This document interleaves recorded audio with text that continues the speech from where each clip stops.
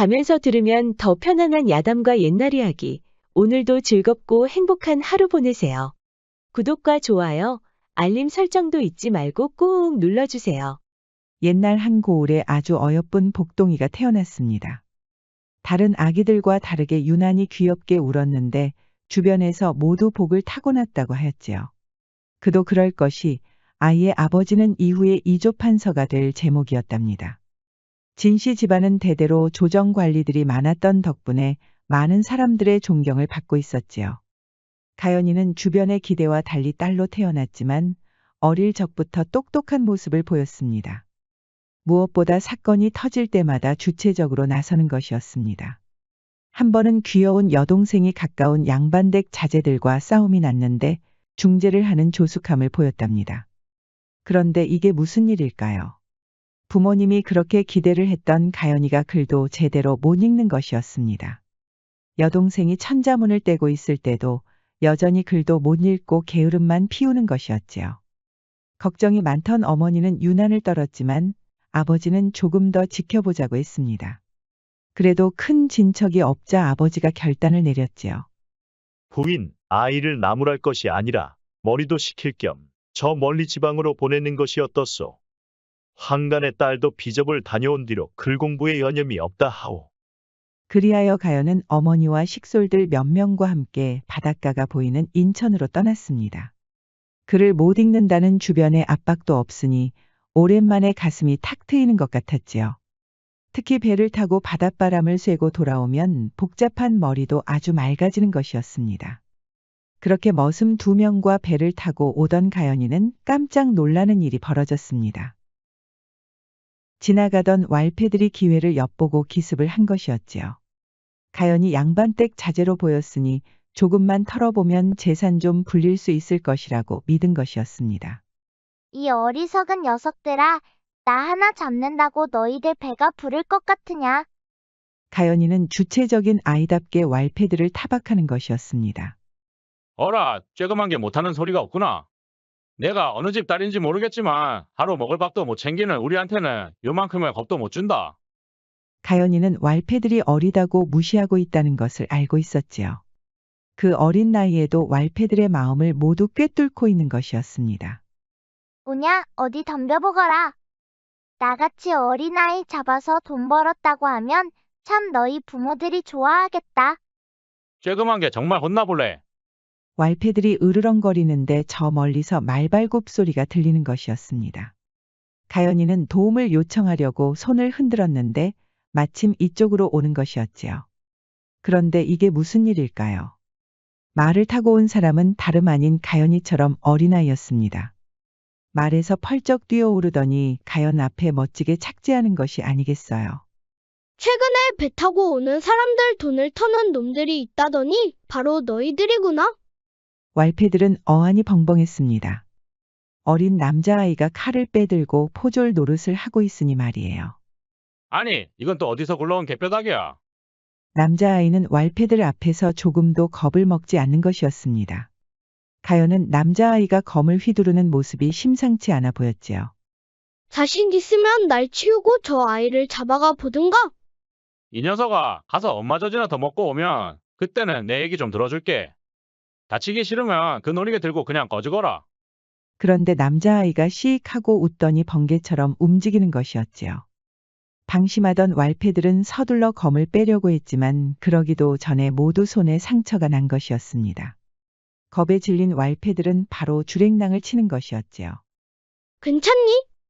최근에 부쩍 왈패들이 아녀자들을 노린다는 말이 많았는데 아무도 알려주지 않았나 보구나. 가연은 눈 깜짝할 사이에 일어난 일에 입을 다물지 못했습니다.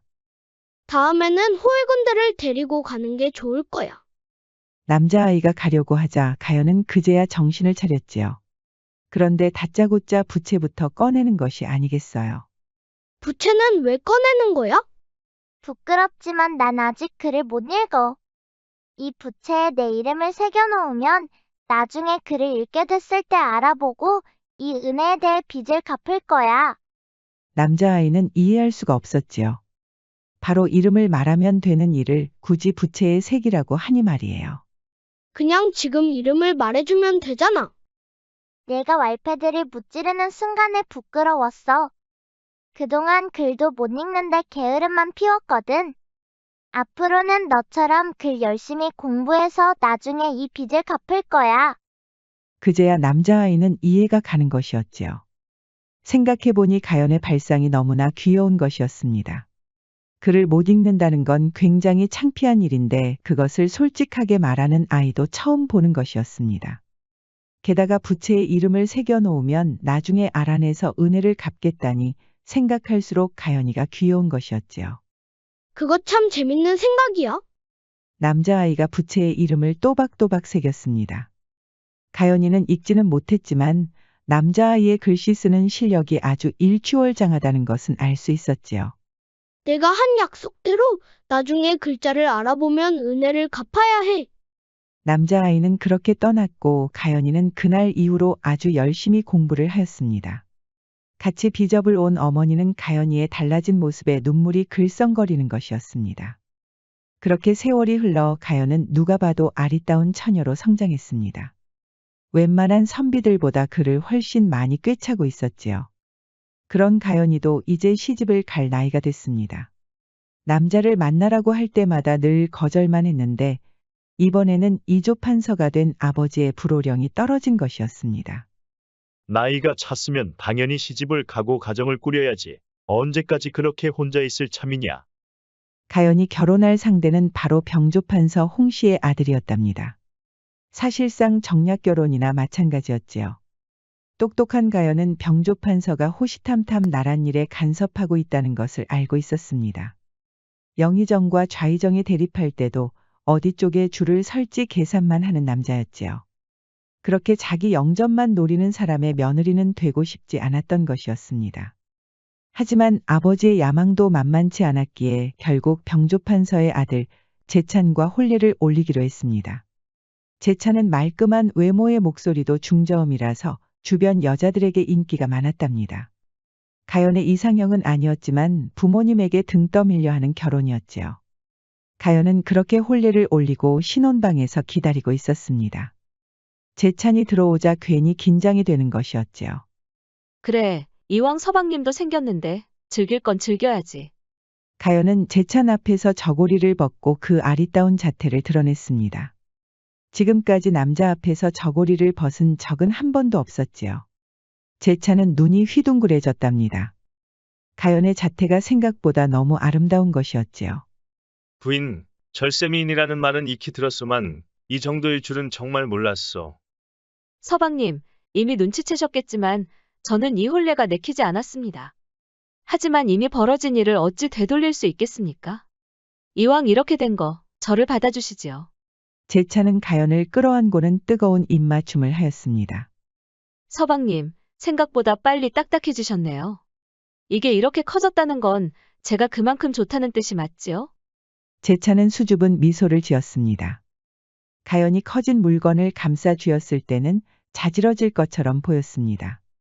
그리고 재찬이 적극적으로 가연의 그 뜨거운 옹달샘 안으로 깊이 들어가는 것이었습니다.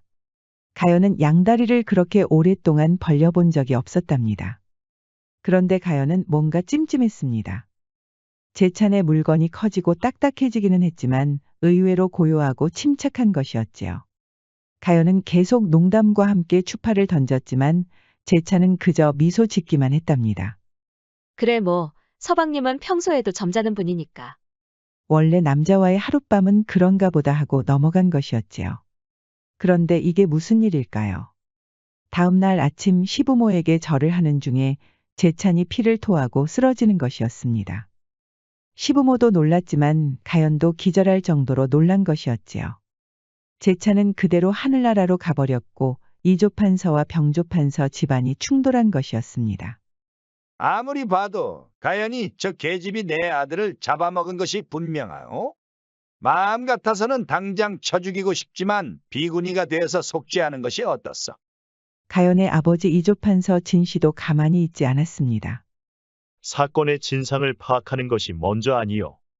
아무리 아드님이 급사를 맞았다 하거늘 병조판서쯤 되시는 분이 어찌 그리 아둔하시오. 지금 평생 분 만든 양반이 변방을 드나든 장수에게 한 수 가르쳐 주겠다 이것이요? 무슨 말을 그리 하시오. 사건의 진상부터 파악하자는 게 뭐가 잘못이란 말이오. 가연은 진전 없는 두 집안 싸움에 머리만 아팠답니다. 한동안 드러누워 식사도 제대로 못한 것이었지요. 그러다 재찬이 나오는 꿈을 꿨는데 아주 슬픈 눈을 하고 있지 뭐예요. 잠에서 깨어난 가연은 재찬이 왜 죽었는지 알아야 할 것 같았습니다. 그리하여 이 사건을 금이영 종사관 양서가 조사하기로 했습니다.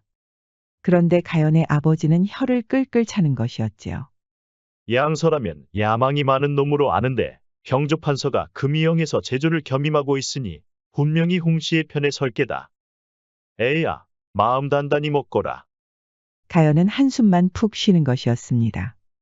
양서라는 남자가 자신의 출세를 위해 병조판서가 원하는 대로 수사를 한다는 뜻이었지요.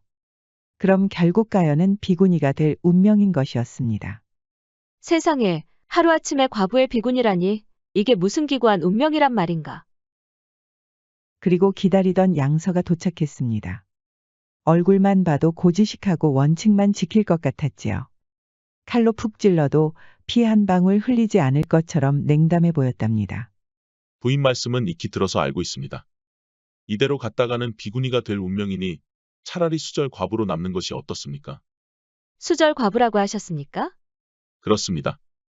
수절 과부로 남으셔서 연료비를 세우시면 나라에서 포상도 주지 않습니까?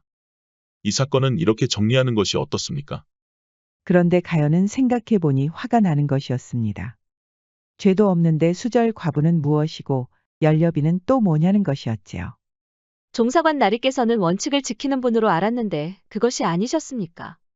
당연히 원칙을 지킵니다. 저는 죄가 없습니다. 그리고 병조판서 아드님 죽음부터 조사하는 것이 우선 아닙니까? 왜 저에게 수절 과부를 강요하시는지 모르겠습니다. 강요가 아니라 일이 수월해지도록 돕는 것입니다. 익히 들어서 아시겠지만 병조판서는 저희 스승님이나 마찬가지입니다. 그분 아드님의 죽음을 조사하는 건 생각보다 쉬운 게 아닙니다. 그럼 제가 조사하겠습니다. 무엇을 하신다고요? 제가 조사하겠으니 그냥 모른 척 하시지요. 금이영 종사관은 어이가 없어서 웃음이 나오는 것이었습니다. 당돌한 여자라고 생각했지만 지나서 생각해보니 무릎을 탁 칠 정도로 아주 주체적인 여자였지요. 종사관 양서는 사실 병조판서 동아주를 잡고 갈 생각이었지만 과거에 아버지가 억울하게 돌아가신 일 때문에 늘 주저했답니다. 병조판서가 외면하면서 아버지의 억울한 누명을 벗기지 못한 것이었지요. 어릴 때는 복수를 다짐했지만 현실은 만만치가 않았답니다. 주변에서는 병조판서에게 잘 보여야 한다고 했고 그들의 말을 따르면서 지금의 종사관까지 오른 것이었습니다. 그 때문이었을까요? 이상하게 가연에게 믿음이 갔고 그녀가 말한 대로 모른 척한 것이었지요. 가연은 역시 똑똑했습니다. 먼저 병조판서에서 머슴살이를 하고 있는 돌쇠에게 정보를 얻은 것이었습니다. 이건 사실 입 밖으로 나와서는 안 될 이야기인데 재찬 도련님이 식솔 중에 한 명하고 정인이라는 말이 있었습니다. 이상하게 재찬 도련님이 사망한 이후에 모든 식솔들이 뿔뿔이 흩어졌지 뭐요. 대감마님이 돈 몇 푼 쥐어주고 입막음을 한 건 아닌지 솔직히 의심이 갑니다. 돌쇠 말에 따르면 재찬은 이미 가연과 혼례를 올리기 전에 사랑하는 여자가 있었다는 것이었습니다. 가연은 그 식솔 중에 여종과 사랑에 빠진 게 아닌지 의심을 하였지요. 가연은 병조판서의 식솔들이 지방 곳곳으로 흩어졌다는 것을 알아냈고 여종 한 명만 데리고 그 먼 지방들을 다니면서 병조판서의 식솔들을 찾는 것이었습니다. 그리고 결국 원하는 답을 찾은 것이었지요. 병조판서 아들 재찬을 사랑했다는 여인을 찾아낸 것이었습니다.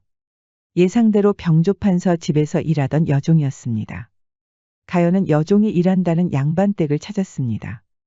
날도 저물어서 잠시 주막에서 쉬고 있는데 갑자기 양서가 나타난 것이었지요. 종사관 나리께서 여기 무슨 일이십니까? 양서는 허허하고 웃으며 가연 앞에 앉는 것이었습니다. 설마 했는데 진짜 여기를 오셨군요. 가연은 직감적으로 양서가 무엇인가를 알아냈다고 믿었지요. 재찬 도련님의 시신을 검시해 보았는데 독극물이 발견됐습니다. 가연은 감탄하면서도 경계하는 눈빛을 보내는 것이었습니다. 병조판서 그늘 나오기가 무서우신 줄 알았는데 아니셨습니까? 편한 길 가려다가 발병 날 수도 있지요. 부인께서는 참 먼 길을 오셨구려. 저처럼 진실을 원한다면 아무리 먼 길을 가도 발병 같은 건 없습니다. 양선은 재찬에게 차를 대령한 식솔들을 조사하다가 가연과 마주친 것이었습니다. 재찬이 마신 차에 독극물이 있다고 믿었고 그 여종들을 추적하다 여기까지 온 것이었지요. 다음 날에 두 사람은 함께 여종이 있는 양반댁을 찾았습니다. 그런데 이게 또 무슨 일일까요? 느닷없이 왈패들이 가연과 양서 앞을 가로막는 것이 아니겠어요. 가연은 겁이 났지만 양서가 잽싸게 움직여서 왈패들을 쓰러뜨리는 것이었습니다. 번개처럼 움직이는 모습에 가연은 어안이 벙벙했답니다. 아무래도 이 왈패들은 수상하오. 그것이 무슨 말씀입니까? 그저 돈을 훔치러 다니는 왈패들이 이렇게 무장을 할 수가 없소. 그럼 종사관 나리께서는 이 왈패들이 우리를 기다리고 있었단 말입니까? 일단 지체할 시간이 없으니 가던 길이나 가십시다. 깨름칙한 기분으로 떠난 두 사람은 드디어 그 여종이 일한다는 양반댁에 도착했습니다. 여종이 잠시 물을 버리러 나오는 길에 가연이 나타난 것이었지요. 재찬 도련님과 사랑하는 사이였다는 거 알고 왔습니다. 사실대로 말씀해 주시지요. 여종은 사랑하는 재찬이 가연과 혼례를 올리자 앙심을 품고 독사를 한 것일까요? 그런데 여종의 입에서 뜻밖의 말이 나온 것이었습니다. 저는 그 여종이 아닙니다. 재찬 도련님과 사랑했던 그 아이는 제 오랜 벗입니다. 그럼 그 벗은 어디 가야 만날 수 있습니까? 그 아이는 이미 주검으로 발견됐습니다. 그것도 모르고 오신 겁니까? 범인으로 생각했던 여종이 이미 죽었다니 가연은 놀랄 수밖에 없었지요. 뒤에서 듣고 있던 양선은 머리를 굴려보았습니다. 대체 그 사람은 어떻게 죽은 겁니까? 그 잘난 병조판서 홍대감님께 여쭤보시지요. 재찬 도련님이 여종과 놀아났다고 얼마나 노발대발하셨는지. 가연은 생각할수록 기가 막혔습니다. 자기 아들이 이미 여종과 사랑하는 사이였는데 가연과의 혼례를 밀어붙인 셈이니까요. 독살에 대해서는 저도 모릅니다. 그러니 이제 그만 찾아오십시오. 가연과 양선은 돌아가던 길에 다시 주막에 들렀습니다. 늦은 밤이라 거처를 알아보던 중이었는데 양서가 가연에게 눈치를 주는 것이었습니다. 이번에도 왈패들이요. 저기 상인들처럼 변장하고 온 놈들이요. 가연은 양서가 말하지 않았다면 전혀 눈치를 챌 수가 없었습니다. 자세히 보니 상인들이 입은 옷 안에 갑옷이 보이는 것이었지요. 양서는 조심히 가연을 불러서 주막 근방 거처로 들어갔습니다. 그리고는 잽싸게 옷을 벗는 것이었지요. 종사관 날이 옷은 왜 갑자기 벗는 겁니까? 지금은 설명할 시간이 없으니 일단 내가 시키는 대로 하시오. 가연은 어쩔 수 없이 양서가 시키는 대로 저고리를 벗고 여종들이 입는 낡은 옷으로 갈아입었습니다. 양서 역시 가연의 등을 지고 머슴 옷으로 바꿔 입었지요. 그리고 얼마 가지 않아서 문이 벌컥하고 열리는 것이었습니다. 상인으로 변장한 왈패였지요. 옷은 상인처럼 보였지만 얼굴은 아주 험악해 보였습니다. 왈패는 머슴과 여종으로 변장한 양서와 가연을 훑어보더니 그대로 돌아가는 것이었습니다. 이제 설명 좀 해주십시오, 종사관 날이. 돈을 받고 우리를 해치러 온 놈들이요. 왈패들 중에도 솜씨가 좋은 놈들만 골라서 온 게 분명하오. 가연은 잘못 걸려든 것 같아 겁이 났습니다. 잘 알지도 못하는 재찬의 죽음에 대해 알아보려다 괜히 자신이 죽는 건 아닌가 하고 걱정이 든 것이었지요. 그때 밖에서 주모와 왈패들이 하는 대화가 들리는 것이었습니다. 아까 분명히 규수로 보이는 여인하고 금이형 사람을 봤수다. 여기서 식사도 했던 것 같은데. 그러자 사나운 발소리가 들리는 것이었지요. 주모의 말을 들은 왈패들이 의심을 하고 다시 방으로 들어오는 것이었습니다. 그러자 양서가 가연을 와라 끌어안는 것이 아니겠어요. 종사관 날이 지금 뭐 하시는 겁니까? 부인, 무례를 용서하시오. 저들을 속이려면 우리가 몰래 정을 나누는 사람으로 보여야 하오. 아까처럼 번개같이 움직여서 해치우면 되지 않습니까? 아까 못 보셨소? 숫자가 너무 많아서 나 혼자서는 당해낼 수가 없소. 잠깐이면 됩니다. 양서는 가연을 눕히고는 입맞춤을 하는 것이었지요. 문이 발칵 열렸고 아까 왔었던 그 험악한 얼굴에 왈패가 들어오는 것이었습니다. 칼을 빼들면서 위협하자 가연이 비명을 질렀지요. 양서 역시 겁이 난 것처럼 가연 곁에 딱 붙어 있는 것이었습니다. 누가 봐도 양반댁 몰래 나와서 정을 나누는 식속들처럼 보였습니다. 그렇게 잠시 노려보던 왈패는 으르렁거리면서 다시 나갔답니다. 가연은 몸에서 떨어지려고 했지만 양서가 놓아주지 않는 것이었습니다. 아직 수상하다고 느낀 왈패들이 떠나지 않고 있었기 때문이었지요. 부인에게 받을 벌은 왈패들이 모두 사라진 뒤에 받겠소. 그렇게 가연은 양서 품에 있었는데 이상하게 기분이 나쁘지 않은 것이었지요. 묘하게 기분이 야릇해지면서 얼굴이 화끈 달아오르는 것이었습니다. 그렇게 두 사람은 얼굴이 맞닿았고 입술을 탐내기 시작했답니다. 가연은 제찬의 물건이 커진 날이 생각이 났습니다. 양서는 왕가지보다 훨씬 커졌지 뭐예요. 제찬 도련님도 이렇게 크지는 않았는데 종사관 나리는 어찌 이렇게 크단 말이야? 가연은 주체적인 여자였지만 남자와의 관계는 처음이라서 순진한 생각을 하고 있었지요. 입을 막고 부끄러워하고 있으니 양서는 그런 가연이 너무 귀여운 것이었습니다. 부인을 이렇게 가까이서 보니 굉장히 낯이 익은 것 같습니다. 혹시 우리 예전에 만난 적이 있던가요? 양서라는 이름은 처음 듣습니다. 종사관 나리께서도 그럴 것이라고 보는데. 저 역시 가연이라는 이름은 처음 듣습니다. 그런데 어찌 이렇게 커진단 말입니까? 이게 남정네들이 좋으면 이만큼 커지는 게 맞습니까? 양서는 웃음을 참느라 혼이 났답니다. 부인, 어차피 저 왈패 녀석들은 떠나지 않을 것 같소만. 이왕 이렇게 된 거, 우리 둘이 제대로 속여보는 것이 어떻소? 가연은 만류하고 싶었지만 이미 뜨겁게 달아오른 몸을 막을 수가 없는 것이었습니다. 아까는 서로 등지고 저고리를 벗었지만 이제는 눈앞에서 벗어버리는 것이었지요. 저 처음 봤을 때는 수절 과부를 하라고 하시더니 이제는 이 절국공이처럼 커진 물건으로 어쩌시려고요. 연료비는 이제 사양하겠소. 부인이 내 곁에만 있는다면 절국공이는 매일 바쁠 것 같소. 가연은 어이가 없어서 웃음만 나왔답니다. 금이영 종사관 자리에 있을 게 아니라 사백의 길을 가셔야 하는 게 맞을 것 같습니다. 어찌 이렇게 짓궂은 말을 지어내시나요? 가연은 그제야 진짜 좋아하는 사람과 하는 게 다르다는 것을 알았답니다.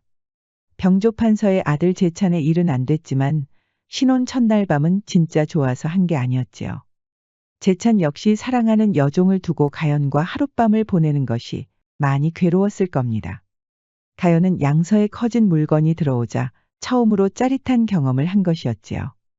방안이 요란해지자 왈패들도 헛기침을 하며 한 명씩 떠나는 것이었습니다. 종사관 날이 너무 아픈데 이상하게 좋네요. 그것이 바로 정이라오 부인. 그렇게 두 사람은 얼떨결에 뜨겁고 지난 밤을 보냈답니다. 다음 날에 두 사람은 옷을 다시 갈아입고 주막을 나섰습니다. 그렇게 뜨거운 밤을 보낸 가연과 양서는 새삼 서로 민망해하는 것이었지요. 그런데 이게 또 무슨 일일까요? 가연이 만났던 그 여종이 왈패들에게 붙잡혀 가는 것이었습니다. 차라리 잘 됐소. 그게 무슨 말입니까? 어서 가서 저 여종을 도와주십시오. 잘 생각해 보시오. 저들을 따라가면 누가 이런 못된 짓을 시켰는지 알 수 있을 것 아니오. 종사관 날이 말씀이 옳습니다. 어제 너무 갑작스러운 일을 겪어서 경황이 없었습니다. 나와 보냈던 그날 말이오. 두 사람은 서로 쳐다보며 희희거리더니 왈패들을 쫓아갔습니다. 그렇게 쫓아간 곳은 허름한 집이었는데 놀랍게도 그곳에 병조판서가 있는 것이었습니다. 너 인연, 조용히 있으라고 돈까지 쥐어줬건만 왜 함부로 입을 나불대고 다니는 것이냐? 대감마님, 저는 아무 말도 하지 않았습니다. 왜 이러시는 겁니까?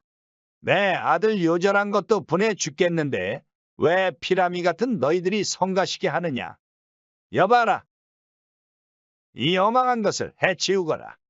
그때 지켜보던 양서가 나섰습니다. 다행히 어제 모였던 왈패들이 흩어져서 소수만 있었지요. 아니, 자네는 종사관 아닌가? 옳거니 이제 보니 내 아들을 검시한 놈이 바로 내 놈이구먼. 종사관이라면 사건의 진상을 파악하는 게 우선 아닙니까, 대감마님? 그래, 그 사건의 진상은 파악했는가? 이 어망한 계집이 몰래 차에 독을 탔다는 거 알고 있었는가? 가연은 눈이 휘둥그레졌지요. 양서도 다 알고 있는 것처럼 고개를 끄덕이는 것이었습니다. 저 아이가 차에 독을 탄 것은 맞지만 제찬 도련님께서는 그 차를 마시지 않았습니다. 함께 일하던 여종들에게 알아봤는데 제찬 도련님께서 마침 기침을 심하게 하셔서 차를 못 마셨다고 하더군요. 이 어망한 것이 분명히 독을 들여왔다 이 말이야. 저 아이가 독을 들여온 것은 맞지만 제찬 도련님을 죽이지는 못했습니다. 가연은 그제야 실타래가 풀리는 느낌이 들었습니다. 병조판서는 아들 제찬이 여종과 만난다고 하자 바로 그 여종을 죽인 것이었지요. 지금 붙잡혀온 여종은 벗이 죽음을 당했으니 복수를 위해 차에 독을 탄 것이었습니다. 그런데 양서가 말한 대로 제찬은 그 독이 든 차를 마시지 않았습니다. 그렇다면 결론은 한 가지였지요. 제찬 도련님은 스스로 음독을 하신 겁니다. 병조판서는 콧방귀를 뀌었지요. 그게 무슨 헛소리란 말이야. 내 아들이 왜 스스로 독을 마신단 말이냐? 그렇게 잘나신 아버님께서 사랑하는 여인을 죽이셨으니 얼마나 원통했겠습니까? 하지만 아버지에게 칼을 들이밀 수는 없는 노릇이니 그 아버지 앞에서 독살을 당하는 것이었습니다. 제찬 도련님은 그렇게 병조판서 대감에게 복수를 한 것입니다. 그러자 여종이 뭔가 떠올랐습니다. 갑자기 생각이 났는데 도련님께서 혼례를 올리기 전에 의원에게 약을 하나 가져왔었습니다. 평생 약재 한번 다려 드시지 않았는데 이상했지요. 그럼 그 약을 조사해보면 독인지 알 수 있겠지요. 웃기는 소리들 마라. 감히 이 병조판서 앞에서 기만을 하는 것이냐? 어찌 됐든 가연이 내가 바로 내 아들 죽음의 치부를 가릴 것이니 모두 물러서거라. 대감마님, 방금 사건의 진상이 밝혀졌는데 설마 부인을 해치시려는 건 아니시겠지요? 여기서 손을 놨다면 진작에 너희들을 미행하지도 않았을 것이다. 여봐라. 당장 전현을 끌고 가거라. 양서는 이제 참을 수가 없었지요. 갈고 갈았던 칼을 뽑아서 왈패들을 무찌르고 병조판서 호위군들까지 쓰러뜨렸답니다. 내 놈이 감히 분명히 후회하게 될 것이다. 억울한 부인을 해치려고 한 죄가 훨씬 더 클 것 같소만. 그렇게 양서는 병조판서를 끌고 한양으로 돌아왔습니다. 제찬이 혼례 전에 들여온 약은 역시 독이었지요. 자신의 죽음을 알릴 목적이었는지 방 안에 고이 보관하고 있었습니다. 사건의 내막이 밝혀지자 병조판서는 조정에 불려간 뒤로 자리에서 물러나야 했습니다. 이조판서 진씨는 딸 가연의 활약상을 듣고 믿을 수가 없었지요. 어머니는 눈물을 흘리며 가연을 반겨주었답니다. 양서는 사건을 정리하고 가연을 찾아왔습니다. 가연은 그동안 한 달을 기다리고 있었지요. 종사관 나리께서 다시는 오지 않을 줄 알았습니다. 부인이 이미 혼례를 올린 적이 있어서요. 저는 이제 과부가 아닙니까? 그것도 수절 과부요. 처음에 제가 수절 과분이 연렵이니 강요했던 건 정말 송구합니다. 이제 노여움 푸시지요. 종사관 나리께서 어떻게 하시느냐에 따라 다르겠지요. 둘이 그렇게 재회한 날이 바로 동짓날이었답니다. 날이 저물자 서당의 학동들이 몰려들기 시작했지요. 각자 풍등을 띄우며 내기를 하고 있었습니다. 종사관 나리, 우리도 풍등놀이 하면서 내기를 하는 것이 어떻습니까? 무슨 내기 말입니까? 이기는 사람이 진 사람 소원 들어주기. 무슨 소원을 빌려고 이러시는지. 두 사람은 학동들에게 부탁해서 풍등을 빌렸지요. 풍등의 이름은 새겨야 하지 않겠습니까? 그래야 누가 이기는지 알 수 있지요. 어디 부인이 얼마나 글씨를 잘 쓰는지 보겠습니다. 그렇게 가연과 양서가 이름을 새기고는 풍등을 띄우려고 했습니다. 풍등이 밝히는 밤하늘은 너무나 아름다운 것이었습니다. 가연은 예전에 어머니와 함께 인천으로 떠난 일이 떠올랐답니다. 배를 타고 돌아올 때나 어머니와 함께 바다를 보며 뛰어놀던 일이 주마등처럼 스쳐 지나가는 것이었습니다. 종사관 나리께 고백할 일이 있는데 저는 어렸을 때 워낙 게을러서 글을 못 읽었습니다. 그런데 양서는 신나게 노는 학동들 때문에 가연이 하는 말을 듣지 못했습니다. 이제 막 풍등을 띄우는데 가연의 눈에 양서의 이름이 들어오는 것이었습니다. 이 이름은 왜 이렇게 낯이 익지? 그제야 가연은 어렸을 때 자신을 구해준 남자아이가 떠올랐습니다. 그 남자아이가 부채에 새긴 필체와 너무나 닮은 것이었지요. 양서라는 이름이 새겨진 풍등이 그렇게 위로 날아갔고 그 뒤로 양서가 해맑게 웃는 것이었습니다. 처음으로 아이처럼 웃는 양서의 그 얼굴이 인천 앞바다에서 구해준 그 아이와 똑같은 것이었습니다. 그 아이가? 바로 종사관 나리셨군요. 방금 뭐라고 하셨소? 어렸을 때 인천 앞바다에서 구해준 여자아이를 기억하십니까? 양서는 눈을 깜빡이더니 결국은 기억을 해내는 것이었지요. 그 여자아이. 기억납니다. 부채에 이름을 새기라더니 나중에 알아내서 은혜를 갚겠다고 했었지요. 글을 못 읽는다고 하여 또렷이 기억이 납니다. 그러자 가연이 눈물을 글썽거리며 웃는 것이 아니겠어요. 그러더니 품 안에서 부채를 꺼내는 것이었습니다. 부채를 펼치자 양서가 새긴 이름이 보이는 것이었습니다. 양서도 놀라서 입을 다물지 못했지요.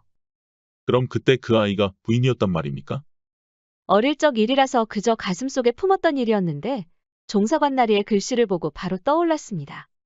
사실 그날 이후로 부채에 새겨진 글씨는 신경을 쓰지 못했습니다. 글을 알고 나서도 그저 철없던 시절의 추억이라고 생각했지요. 그런데 오늘 이상하게 그 부채가 생각이 나서 이렇게 가져왔던 건데 어쩐지 그때 아이처럼 번개처럼 움직이시더라니.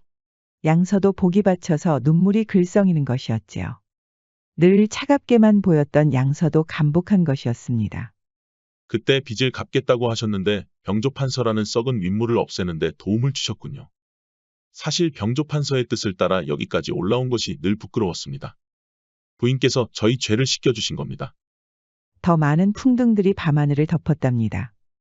두 사람은 아름다운 밤하늘을 뒤로하고 뜨거운 입맞춤을 나누었습니다. 피천득은 어리석은 사람은 인연을 만나도 몰라보고 보통 사람은 인연인 줄 알면서도 놓치고 현명한 사람은 옷깃만 스쳐도 인연을 살려낸다고 하였습니다. 병조판서의 편에 서면서 늘 고심이 많았던 양서는 가연이라는 여인을 만나면서 그 운명이 바뀌었지요. 가연의 사연을 딱히 여긴 양서가 사건을 제대로 수사하면서 예전에 맺어진 그 인연을 살려낸 것이었습니다. 야담과 옛날 이야기는 앞으로도 재미있는 이야기가 많이 준비되어 있습니다. 다른 영상도 재미있게 봐주시고 구독과 좋아요, 알림 설정도 잊지 말고 꼭 눌러주세요. 그럼 여러분 모두 오늘도 행복하고 즐거운 시간 보내세요.